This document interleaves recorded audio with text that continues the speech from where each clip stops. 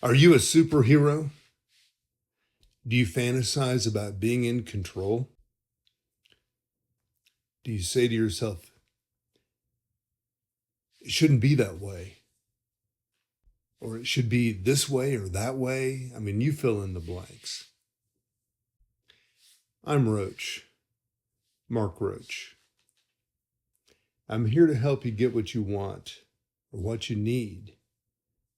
Do you know the difference? To find comfort, safety, and peace. To find your uniqueness and place. Superheroes don't fit in. They are misfits. Why do we idolize them? Why do we follow them, even though they're often ridiculous? They defy the reality that we live in. They defy the reality of our lives, or most of our lives. Many of us drudge our way through every day. We wake up and dread the day ahead, and we do the same pattern over and over and over again. Why is that? And then we end up using substitutes to get relief from the misery. I mean, we go on a vacation and we pretend that our real life doesn't even exist, or that this is what's real. The other is the work and the family and the community, the neighborhood, the homeowners association, all that stuff, the mortgage, the job, the career, all that is fake. And this is where I can just go to escape. We go on this vacation and we relax and we drink and we eat and we pretend the other world doesn't exist. And it's our little getaway. And then we end up going back to it. And then we say to ourselves that we wish we had the time. We wish it was possible to feel as powerful as we felt during that escape. And then we tune into our heroes, maybe these superheroes in your movies or celebrities on TV or magazines, or the beautiful people, the rich and powerful, the celebrities. And we fantasize about how their lives must feel like we felt when we were free. And sometimes we find ourselves resenting them for having more freedom than we have in our real lives. But this is all in our head, and it's in our fantasy life. And so as you step out of our own life, or out of your own life, you also step out of your own feelings and your own perceptions of what's happening. And at that point, we start living our lives from our heads, and we're divided from our body, from our heart, and from our spirit. I'll repeat that. When you live from your head, you're divided from your body, your heart, and from your spirit. And I'm saying it is possible for those all to be aligned, but are they? Only you can answer that. Our minds generate fears, and we must survive. I mean, we have to eat and get by, and we compromise so often, and we're conditioned somewhat to compromise. And we say to ourselves, maybe someday I'll have time to be real, to be authentic.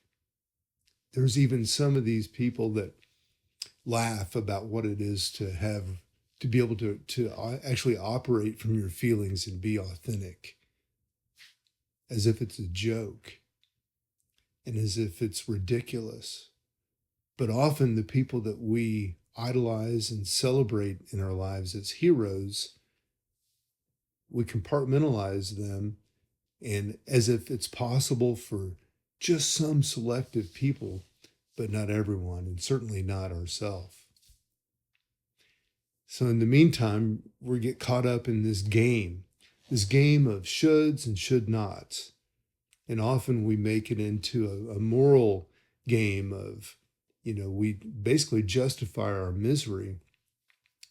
We can't have that because that's for bad people or for people that have, conformed to the world. And I'll never be able to do that. And we suddenly find ourselves extrapolating our misery well into the future. Or maybe we'll say, well, when I retire, or when this happens, or that happens, or the kids are out of the home, or I've got college paid off, or when we get that mortgage paid off, or whenever this happens or that happens, then I'll be free. So we make up these rules for ourselves, and we also make up rules for everyone else. And then we get angry at other people whenever they don't act like we want them to act or how we feel like they should act. And we make it all about our resolving these emotions that we feel about people should be doing this or people should be doing that. So if you want, stop it. You can. You can stop it. And the fact is, most of us are trying to figure out exactly where we fit in. And when times change, things that used to work may stop working. The idea of fitting in takes me back to choosing teams at school for volleyball or kickball during phys ed, maybe in elementary school. That's one of my earliest memories of being chosen to be on a team. And it all came down sometimes to, if you had some height for the sport, maybe that was an advantage. Or maybe if you were popular or, everyone, might want you to be on their team or on their side. But having someone choosing the teams and knowing that they were angry at you kind of puts you in a precarious state. And you wondered, how you were going to be able to manage maybe on this team that didn't even want you because you were the last pick. You were kind of the leftover, the black sheep. And that's the way a lot of us, get by, is trying not to be that black sheep or not to be the one that's lost or confused. I was introduced at a nonprofit a few years ago where I was helping raise some funds. And they introduced me as an oil man, as a petroleum engineer. And it tore me up inside because at particular time, I was really struggling. And what was more profound for me was I was lost. But,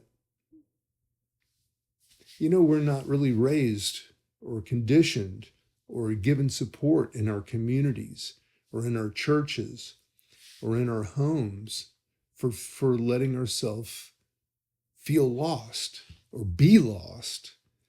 And, I'm here to tell you, if you don't allow yourself to let yourself feel and deal with those lost feelings and examine what's really going on inside of you, then you may never find your real talents, your real love, and your real passion. And you'll end up getting caught up in these repetitive patterns in life that really stem from your conditioning. And that may be okay for some people. They may really perfectly align with the life that you create. Who am I to say? But that's for you to examine. And I also find myself from time to time saying something about trying to put a square peg in a round hole. Have you ever heard that saying about something that just doesn't fit and you're trying to force something that and this may be a little telling about how I'm wired, or my nature, is that saying never made any sense to me, because I'm a very accepting person, and I always felt like you should be able to put a square peg in a round hole, or a round peg in a square hole, and if it didn't fit, you just needed to make the hole larger. So that may be a little bit of a Pollyannish or a ridiculous fantasy of mine, that if you're the peg, that you don't have to adapt, that actually the world should open up and allow you to be yourself. But anyway, that's the way that I roll. And sometimes that leaves you alone. Sometimes it you get left out of the game because there is no place for you to fit. And it takes some of that soul search time to examine how you might fit in, or even if you want to fit into that game that you were trying to play. So be careful about compromising to fit in.